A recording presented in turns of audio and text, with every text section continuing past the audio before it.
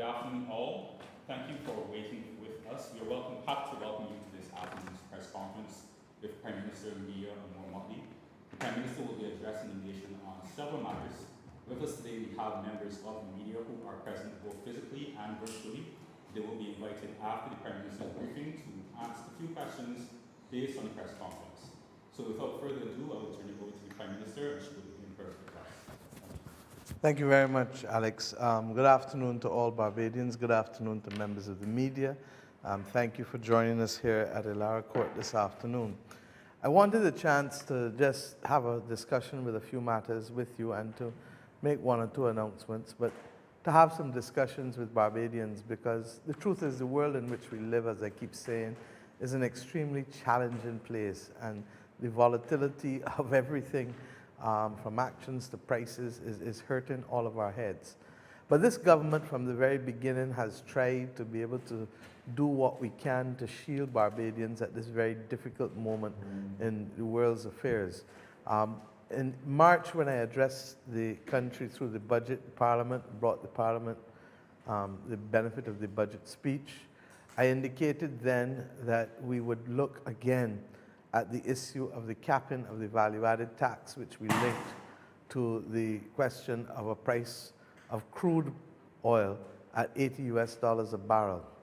And we said that we would look at those arrangements within the 6-month period. Of course, we're at 5 months now, and therefore my first obligation in speaking to you this afternoon is to be able to indicate what the position of the government will be going forward with respect to the cap of the value-added tax that we placed on fuel items, fuel, gasoline and diesel to be specific. We're satisfied that we are going to have to keep that cap in place. That cap, for example, has made the difference of 26 cents, I believe, on diesel, so that if that cap was not there, the diesel price would be 26 cents per litre more, and I believe it's 22 cents with respect to gasoline. We are going to extend that cap at least until the 31st of January. And we are doing that recognizing that Barbadians do need to be shielded some more. The truth, however, is that that cap in and of itself is not necessarily proven to be enough. And while things are difficult even for the government, we feel that we have an obligation to shield Barbadians more. We've looked around at the prices, we've looked around at what we can do, and we've made a determination as a government, and this morning we met collectively with the Public Service Vehicle Associations, with the Deputy Prime Minister, who is responsible for the Ministry of Transport and Works, as you know, and with the Senior Minister, Kerry Simmons, who is responsible for the Ministry of Energy. And after listening carefully to them, and after taking other considerations into place with respect to the volatility of pricing and the spiking that's taken place, we've made a determination that, look, we need to create an area of predictability that will allow people to plan out their affairs, and that we will place a cap not just on the VAT that we will receive and the pricing of that linked to the $80 a barrel, but we will now place a cap on the price of gasoline and the price of diesel at the pump, and that we will hold to that higher price until the 31st of January. To be very precise, if the prices fall below that cap, all of those reductions will be passed through to the consumer. If the prices go above that cap, the government will hold the line and keep the cap in place, but recognize that periodically we are then going to have to make whole the Barbados National Oil Company, who obviously are buying the product from others since they do not produce it. But we believe that we will manage that process better 2 to 3 times a year, but that for the consumer, you have to be able to have some level of predictability. For those whose living depends on it, whether you are public service vehicle operators, taxi operators, fishermen, regardless of who you are, we're going to try to cap that price. We are going to cap that price at the pump so as to give you that era of predictability. And we're going to do that between now and January 31st. you would have recognized that this is not the government's first attempt at obviously trying to shield Barbadians as best we can. And we believe that this, therefore, will allow us to do it. There has been a decline in prices, so that we're not capping at the highest possible price. The truth is that the $4.83 at the pump that you're paying now for gasoline is at a far higher price than what is currently available. And to that extent, we will absorb the loss on that because those prices were to have remained in place until the end of January. Since then, there was a shipment that came in at lesser. We believe that we need to cap it at the lesser amount, and therefore, with effect from Friday morning,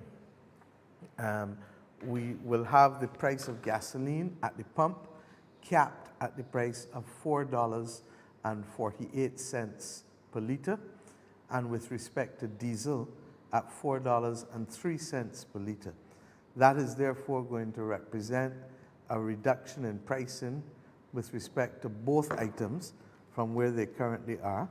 And the benefit of those prices will pass through, we believe, hopefully to all consumers and all people relying on gasoline and diesel to be able to do their work. As I say so, let me also reflect that the last occasion on which we spoke was with respect to the prices on food and the prices for cleaning items and personal hygiene items. The government gave a commitment then that those staples which we got agreement on from the retailers and the wholesalers with respect to the margins that they would charge relate to staples, that which is necessary to stay alive, whether for the purposes of feeding yourselves and your family, cleaning the household, and also equally the matters of personal hygiene. We recognize that there's been a lot of debate on all range of items and all range of cost of living items. And let me be very simple and very clear. We cannot bring down for everything, but we felt that we had an obligation to deal with the staples, and it is to those staples that we will continue to have the monitoring and the reporting to Cabinet, as well as to other stakeholders within the social partnership. And we believe that we can manage this process between now and the end of January. We recognize that if things that we did not contemplate happen on this and other things, we go back to the table. And, you know, I use the analogy during the pandemic of gas and brakes. And I'm going to use that analogy again, largely because why I'm doing things in these 5 and 6 month increments is that it allows us to see the bend of the road and to be able to pass on the benefit of the bend in the road that we can pick up to move a little quicker to Barbadians. And we know that Barbadians are hurting. Nobody has to tell us that. We know it.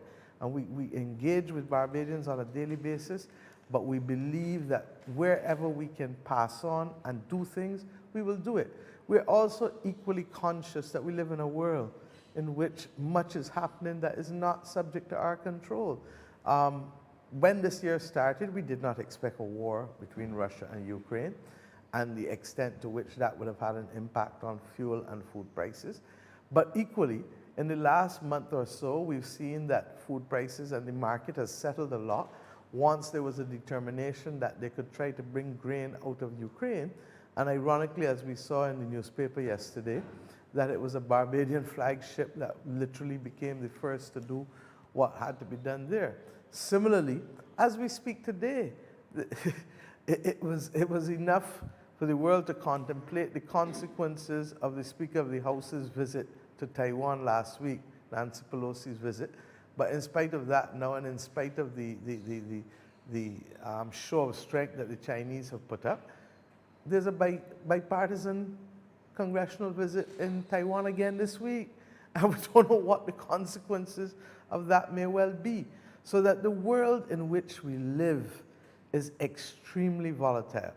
But as far as possible, we are going to protect and shield Barbadians from the majority of what they can otherwise face. And that is the tone of the discussions that I've been having, not just with my ministers, not just with the stakeholders in the social partnership, but also, as I said, with sectoral interests, including the public service vehicle groupings this morning. And we want to make sure that we can continue that posture.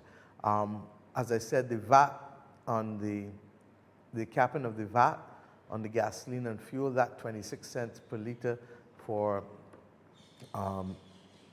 diesel, that it would have cost us when it shot up to the highest amount, and the 22 cents the foregone, we're not going back there. Another 6 months, keep the VAT on, and let us keep the VAT capped so that that extra taxation is not passed through to Barbadians. Similarly, on the last occasion on which I met, I would have announced that we reduce the light and power, the VAT on electricity bills to 7.5% for the first 250 kilowatt hours as opposed to the full bill.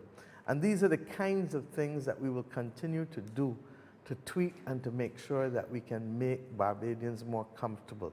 Will it bridge the whole gap? No, it won't. But will it make more people comfortable and more capable of keeping their heads above water? Yes, it will. The same thing with the summer nutritional program. And ironically, when others were criticizing it, what did we see? Michelle Obama come out in Chicago with the same summer nutrition program, making the case for it, particularly because at this difficult time, when it is hard for people to do everything that they used to do, we need to provide as much support to those who are most vulnerable, and children will always count among the most vulnerable in our population. I also wanted to use the opportunity, therefore, to give the assurance that we will continue to monitor and adjust, monitor and tweak as necessary that basket of items, the 45 items. But let us remember, as I said, it was not intended to cover steak, it was not intended to cover liquor, it wasn't intended to cover a number of things that are desirable in some instances, but are not necessarily necessary for every family to live in terms of the basic staples. And I therefore look forward to us continuing to make sure that we can have our people benefit from the staples being affordable and being capable of being accessed by every household in this country. You know, it reminds me of what I said when we first took over government in 2018 and the conversations that I had with the country, that we have to focus first on needs before we get to wants. And a day will come, like everyone, every parent loves to be able to say yes to what the child wants, but they know that their first obligation is to what the child needs. And then they can start to see whether they can afford the wants that are there. And regrettably, we live in a world today where those things are now before us. The second point that I wanted to do is to encourage Barbadians to go out to the town hall meetings. I believe the first one is tonight. I believe that other sectoral groups are having town hall meetings too, with respect to the national insurance scheme. Look, we would rather not have been in this position at all. But the reality is that I would not know how to look at any of you all and kick the can down the road. Will I be around when that can down the road is talking about? Probably not. We're talking 15 years from now. And I'm talking literally, I mean physically as well. May or may not be.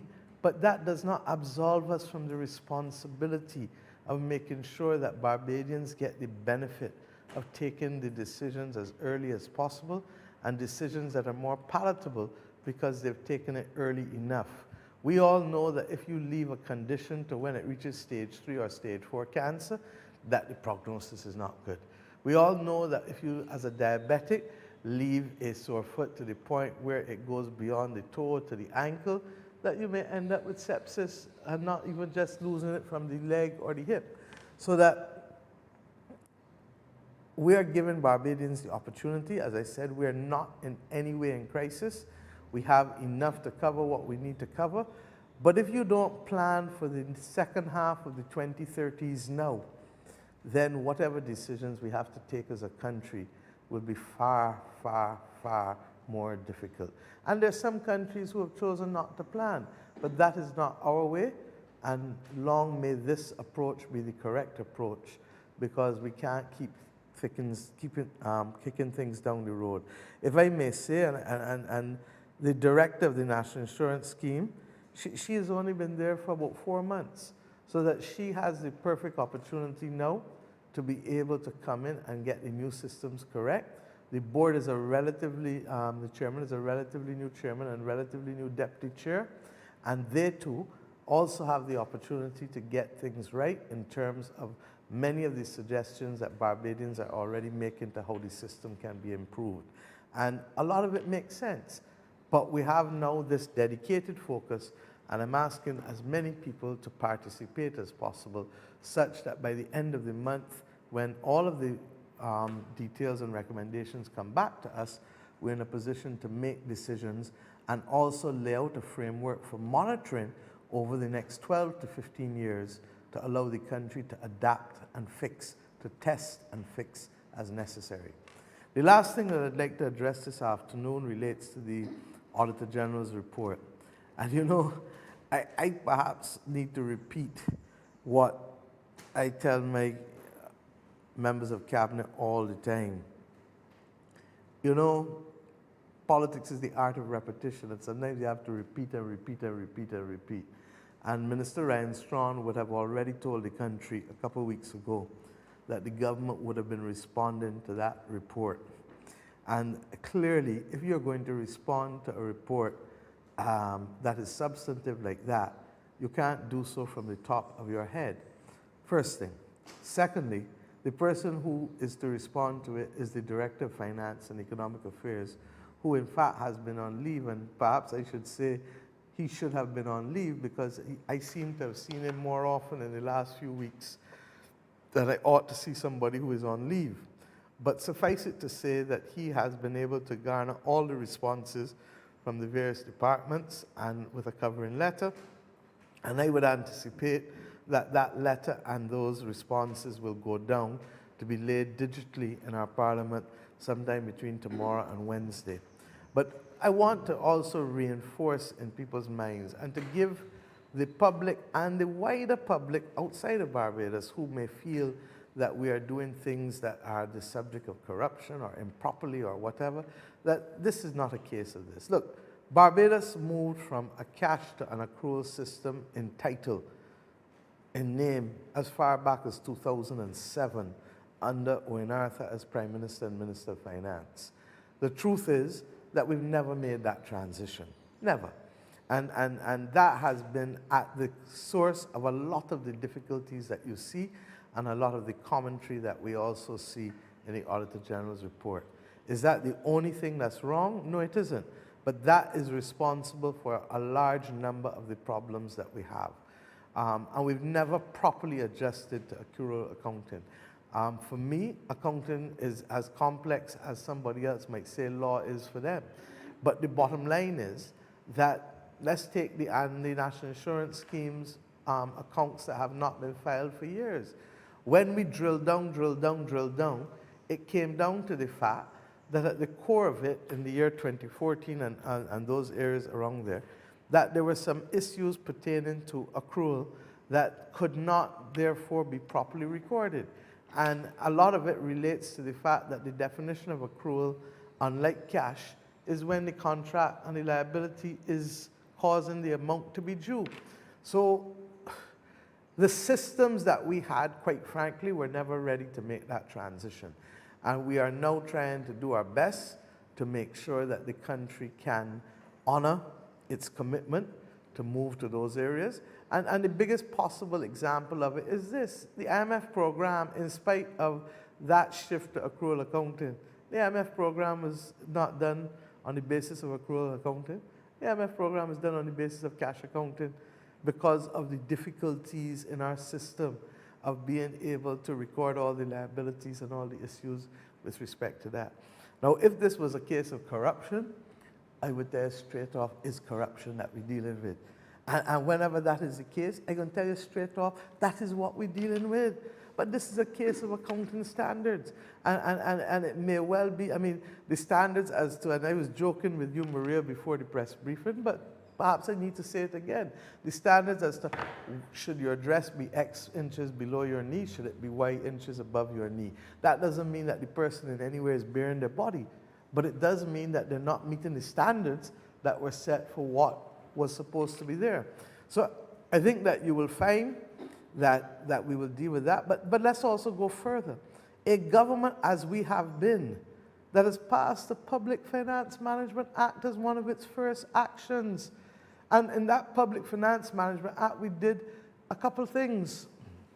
One of the things that we've done is to be able to put a framework in place to hold accountants and finance officers, and by extension, ministries, departments, and agencies accountable, okay? So that the substance of it has to be there. Do we get perfection? I don't think there's any area in which of human endeavor, public or private sector, that gets perfection. That belongs to the divine. But what we must do is work harder to be able to do what we say we intend to do. And that means more training, that means better systems, and that means making sure that we have the relevant timeline to make sure that that's not a flash in the pan occurrence, but that persons will be consistent with respect to the standards and the rules that they must adhere to. And we hope that that is going to be possible with respect to the Auditor General's framework. We are also, quite frankly, looking to see how we can create a balance sheet with a lot of our unused assets. Government has a lot of properties, for example, that are not recorded anywhere. And one of the things you heard the Auditor General talk about was the fixed asset register. And that fixed asset register exactly apparently has never been properly populated.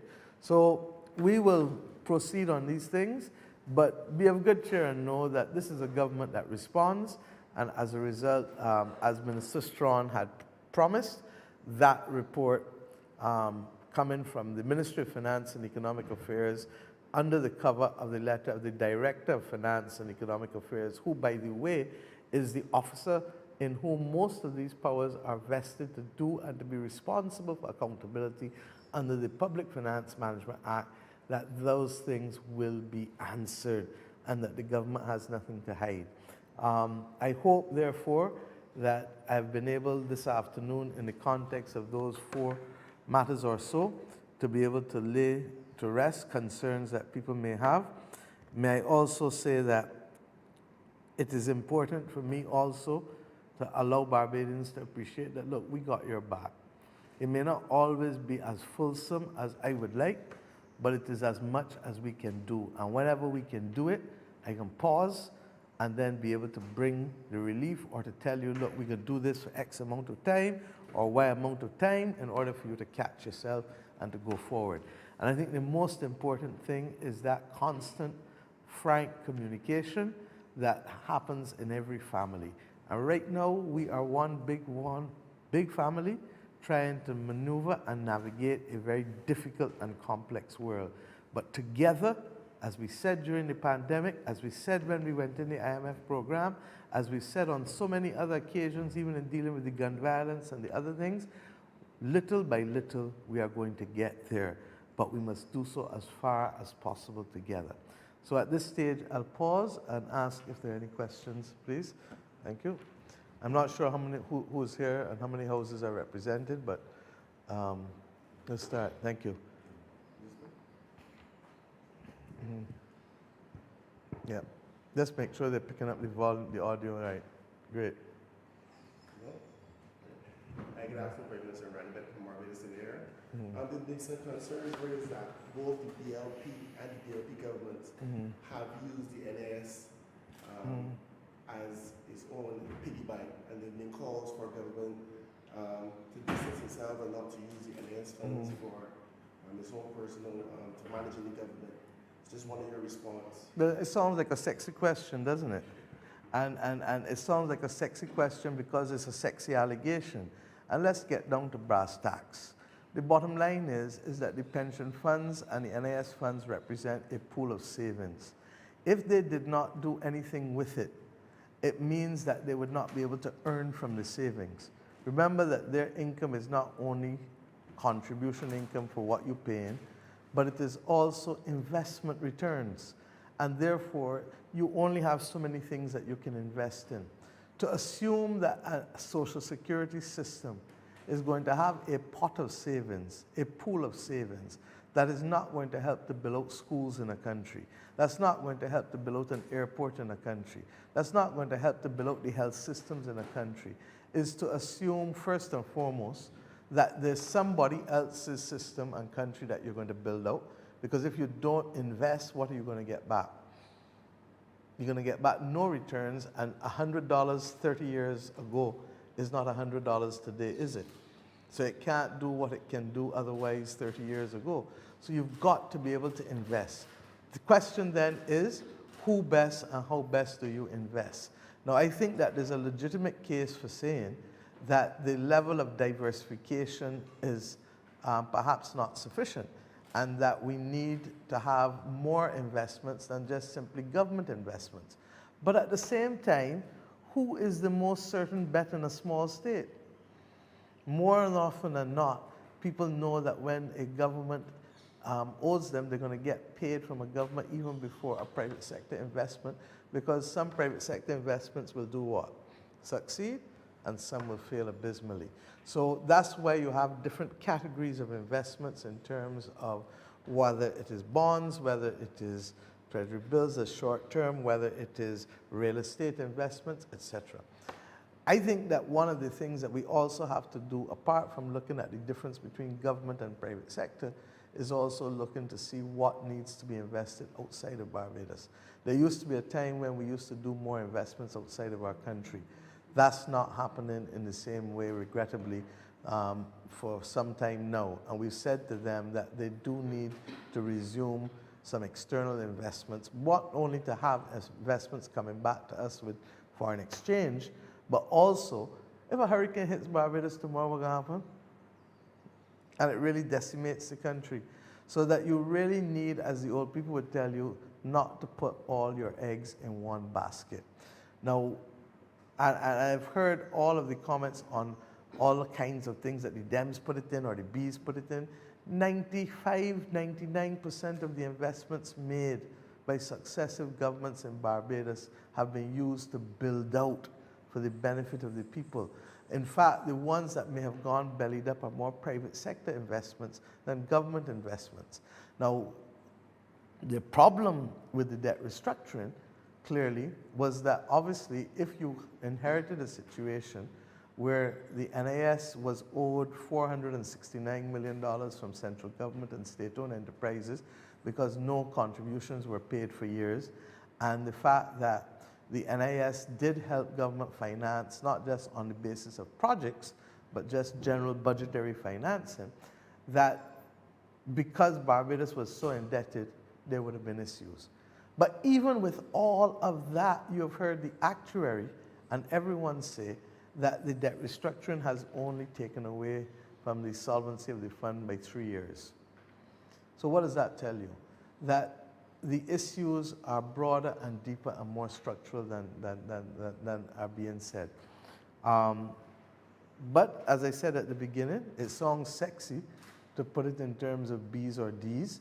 But when you break it down and ask yourself in a small state, what are the investments that the NIS can make to ensure that they're not only relying on $100 paid in 30 years ago, but that they make that $100 work for them to keep up and outpace inflation so that it can pay you the benefits when you need to be paid at the time that you need to be paid. One question. You spoke about that government would be responding to the Audit General report and be laid in Parliament. Obviously, persons are interested and keen to find out, especially as it relates to the Four Seasons hotel and stuff like that. Could you give me a time limit as to when government would need to assure response to the Barbadians? Of what? So you're not responding to the issues as related to the Audit General report? Yeah, but what I'm saying is that whatever responses are needed will be laid in Parliament. So I told you that that will be laid the next day or two. Okay? I've also said to you that the majority of issues relate to accounting standards. And in the issue of Four Seasons, the same thing too. So that the bottom line is that I'm not sure what else I can say, that there are certain things, you know, I find it amusing because there are certain things that the public wants to create and says, but that got to be a scandal. You understand? show me the scandals. You understand? But what you have here, and that's why I will urge the Director of Finance, and you speak to him, and he will tell you how they dealt with it from an accounting perspective, okay? As best of my knowledge, the property is still there. The property is still the subject of discussions. In fact, our real problem is that there's a matter before the court as a result of the agreement made on the last agreement that was made, and whether a person feels that they're to be the benefit of that agreement or not. Okay? Maria Bradshaw, Nation newspaper.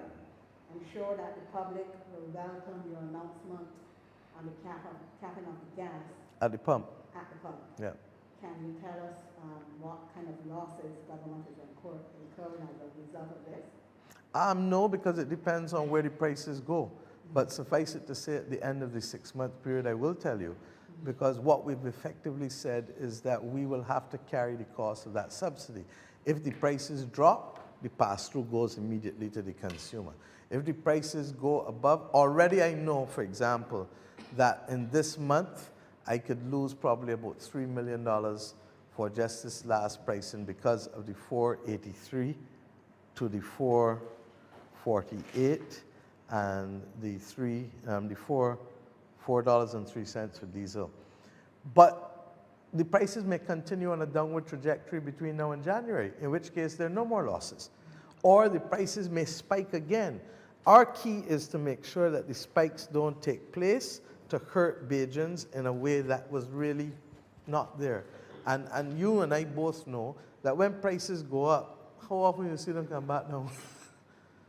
You understand? So that we've agreed as a government that we have to find a way of better smoothing it out, and that whereas before the adjustments were coming monthly, that for sure in terms of the cap, we need to keep the cap for a longer period of time and then make those adjustments if we have to make them.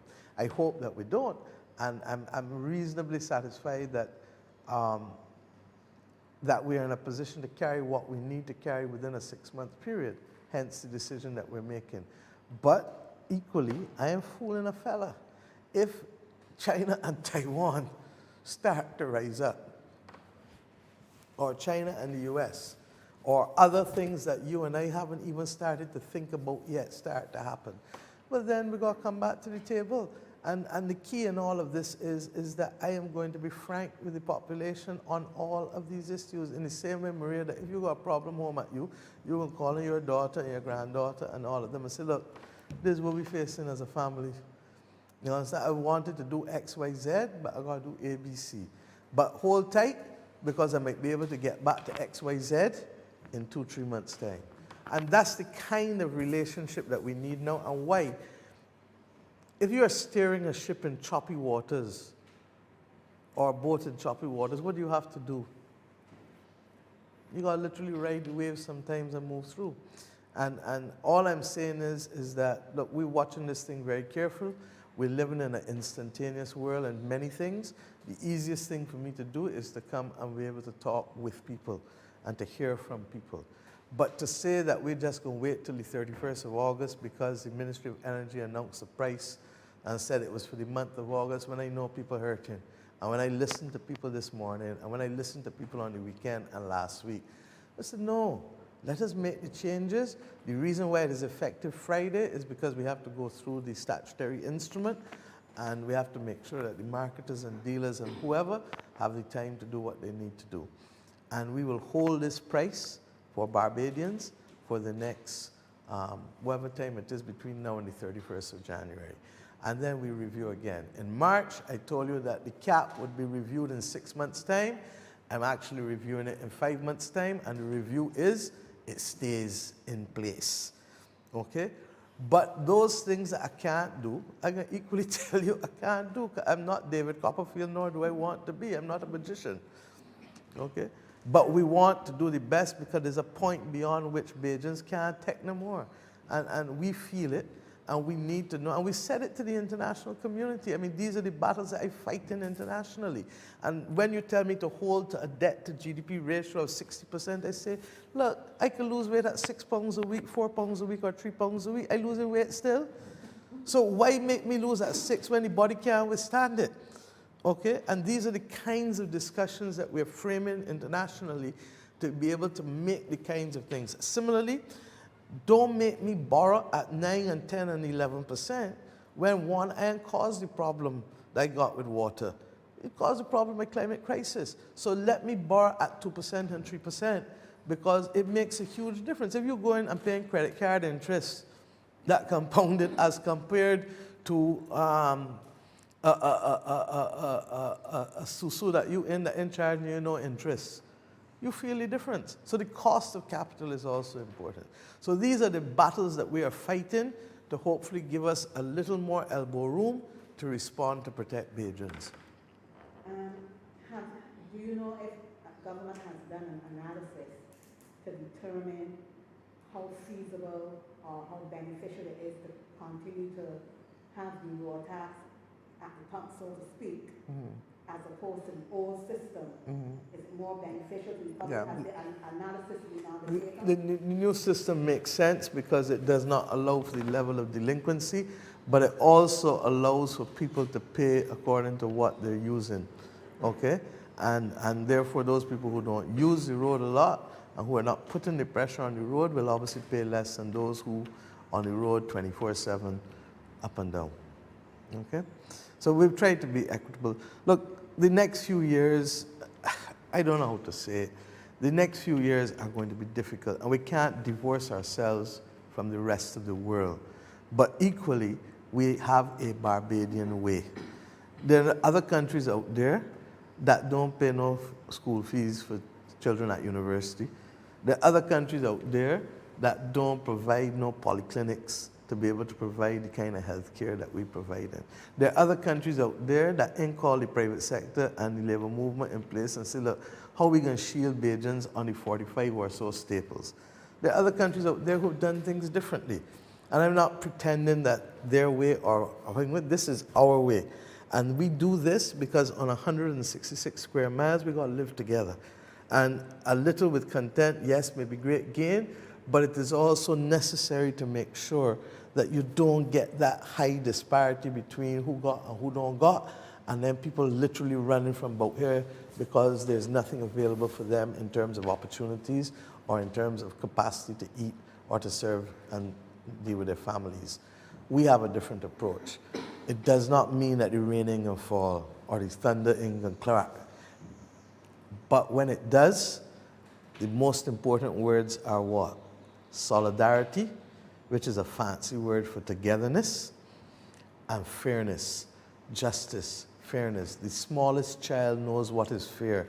You cut something in three and the child can tell you, please, I get the smallest amount, that fair. So we understand fairness, and we understand solidarity. Listen to Alison Hines' song, Togetherness. All we're doing is to represent fairness and solidarity at this point in time when we cannot control the outside environment. Okay? Now, does that mean that I can continue on this path for the rest of this term? I would like to tell you yes, but I ain't got a crystal ball yet. So at that point, we need to pause and say, look, we're going to do this in bite-sized chunks. So let me handle you for the first 6 months. If at the end of the 6 months, it is too heavy a burden to bear, then I'm going to come back and say to the Bajans, look, come, how are we going to deal with this? Because this is what we have and this is what we don't have. That's why I keep making the point, when we talk about the country in difficulty, we're going to deal with it as best we can. Believe you me. And that's why these conversations are perhaps more important. People say, are you talking the country again? Yes. Because if I don't talk with people, then people don't understand where the government's head is, and people will make all kinds of judgments. And as we saw with the Auditor General's report, Ryan talked, and it still didn't make a difference because everybody assumed that he never answered or that we would never respond. When in truth and in fact, that was placed on record weeks ago. Just one final question. Please. We haven't had update from the Ministry of Health in a while in terms of the country and how we deal with the pandemic. Is that to say that you are satisfied or the Ministry of Health is satisfied with where we are right now? I have no doubt that they're going to give you an update soon. The truth is, let's also be real. What happened in the last 2 weeks? We're only 1 week out of crop over. So, and this time of year, I know that people are either on vacation or leave or for all kinds of reasons. So I cut a little more slack than you sometimes.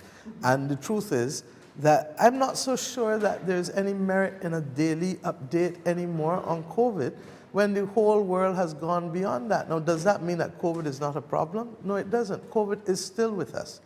But by the same token, I'm conscious of what things do to affect people's mental state.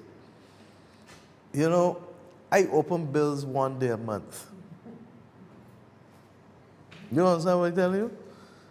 Because it is not to humbug my mental state every single day. And you're not getting the right to determine what mood I'm in on 4 or 5 or 6 days. So when they come, I put them there and I tell them, I bring them to me all at once. And that day I vex, I depress, I whatever, but it's one day. And we have to begin to manage, I think, in a more constructive and proactive way, our mental wellness, not just as individuals, but as a country. I would rather see us tracking those numbers twice a month. You can still get all the information that you want, but it makes a big difference to how you start your day or how you continue your day. What is the mental space?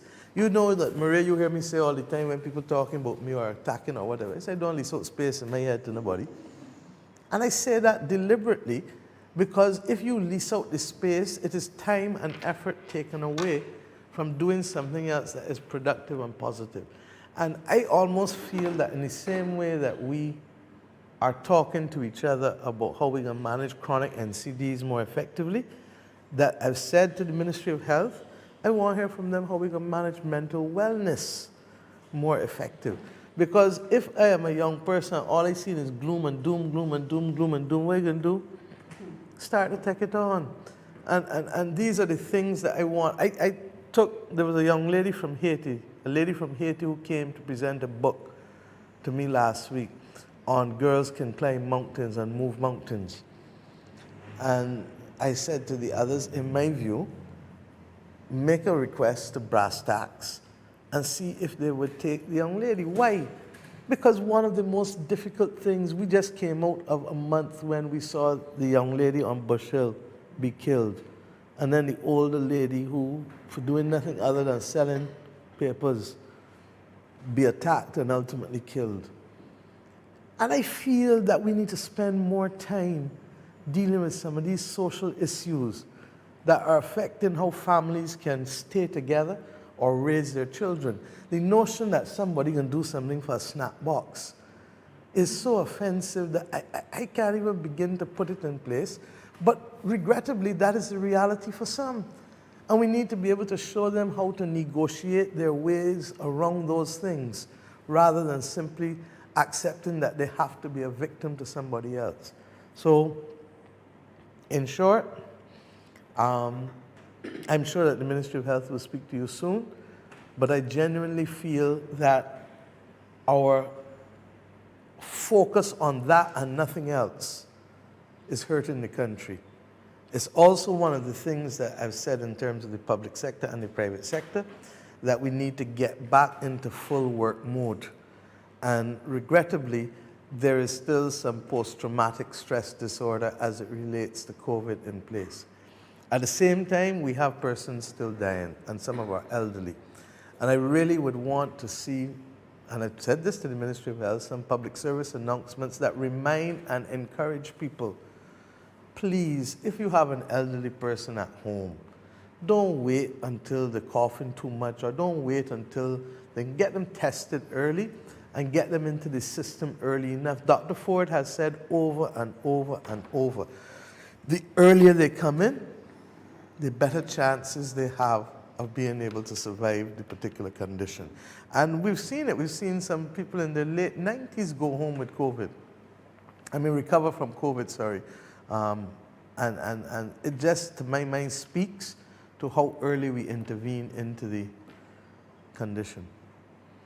Anything else? Yeah, finally, Prime Minister, during the upcoming NIS town hall meetings, will they be coming to government, that is management of the NIS, coming to the public, sorry, and letting us see how the NIS is utilizing that money? Because I'm sure that for years we've been hearing how good the NIS was, how many billions was there. It's still there. It's kind of uncomfortable to hear that, you know, it gives cause for concern. So will they be giving us a breakdown of how I have no money doubt. has been utilized? I have no We doubt. spoke about investments. I have no Will doubt. we be able to see how these Have, investments have, have been have, performing? I have no doubt, and if they take my approach, they'll put everything on the table, because that's where oxygen comes. And secondly, you'll also recognize that a number of the systems need updating, and management systems, and IT systems, etc. And I have no doubt as well that the public will realize, look, we have $4 billion, so we're not in crisis. So the same billions that you heard in the past, you're going to hear about now. But we are going down at a rate that if we don't watch ourselves, we can be in crisis. Look, and this is the last point I'll make. We were not supposed to be using investment income to help pay benefits until 2018, when the last reforms were done. That's 2004. We started using investment income to help pay benefits from as early as 2014. Okay? We also had at its peak 128,000 and change contributors in the year 2008. We dropped literally since then just over 20,000, 22,000 I think contributors. We're down to 105,000 and change at the end of last year. So that's roughly 23,000 people we've dropped. At the same time in 2008, they weren't looking at a decline. They were telling us that we would increase by 30,000 now. So that when you, one, have not increased to 30,000 and two, drop by 23,000, you have a problem. Left to its own devices, 15 years from now, you can be in serious trouble. All this exercise is doing is saying that it cannot be business as usual. If not, when certain people over the age of 50, under the age of 50, want to go and claim their benefits 2040, 2042, they may not be there in the same way. Draw breaks, let us get it right. And Barbadians are educated. Barbadians are capable of understanding the difference between crisis and precautionary action. This is precautionary action. As I said, the easiest thing for me to do as Prime Minister in this term would have been to do nothing. Would have been to do nothing. And then only those few who read the actual report would realize that somewhere down the line you'd have a problem. But that's the case of 95, if not 98% of the countries in the world. Okay? But I know our people. And I know our people prefer to take time. They say, all right, what's this story? What's this? Let me get it right. And we plan and we assess and we this and that. And then we take time and we say, okay, let's do flight plan. This is what we're going to do. But every 3 years from now, I know that the population that I'm speaking to now is going to make sure that they do what? Randy, pay attention. Not true? Every 3 years from now, you're going to pay attention. 6 years, 9 years, 12 years, as you should. Okay? The United States of America, their NIS can only survive if they put in money every year from central government. They put in 0.7% of GDP. If we were to do what the Americans do every year, we would be putting in the equivalent of about $75 million every year. We don't. Okay? We don't want to put in cent one. We pay for non-contributory pensions. And that was the other thing that when people talk, oh, that pension increase was unsustainable. Let's get real. Who is paid for all for non-contributory pensions? It's the Ministry of Finance, not NIS. So that what we were doing was correcting that, but that doesn't have an impact. The NIS, there was a relativity between contributory and non-contributory. That obviously got crashed because we did not increase the contributory pensions by 45%. Because what was of concern to us is that the people at the very bottom could not what? Could not live, could not survive.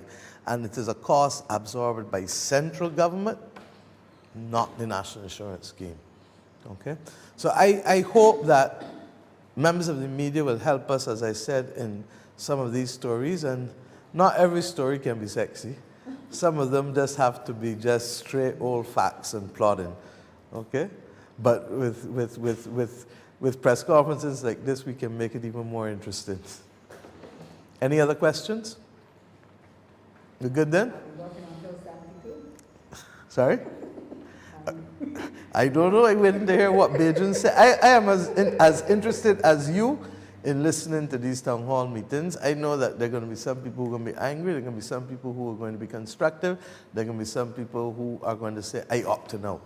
But whatever is said, the point is that in a family when difficult discussions happen, not everybody in the families talk at the same time, but you still got to be able to read the body language in the room, and not everybody at the same time is say something that the head of the family want to hear, and not everybody is say something that is displeasing to the head of the family. And I expect the same thing with these town hall meetings. The important thing is, and don't get me wrong, actuarial science is highly complex. And it's not as if we're talking about common entrance where everybody's an expert. But having said that, if we try to leave this decision to actuaries alone and to the management of the NIS alone, the whole country, including me, would be in uproar because we deserve to know and we deserve to be able to speak about it, even if at the end of the day, the actuaries will guide us according to their models as to what is possible and what can work with each other. Okay? I think that's it then. Yep, Alex, thank you. Thank you so much for joining us this afternoon. Thank you, Prime Minister, for addressing a number of key matters as relates to the national interest. Thank you to the members of the media for joining and asking questions on behalf of the public. And thank you once again to the members of the public who have joined us virtually for this press conference. Once again, take care. Have a good evening. Thank you. Thank you.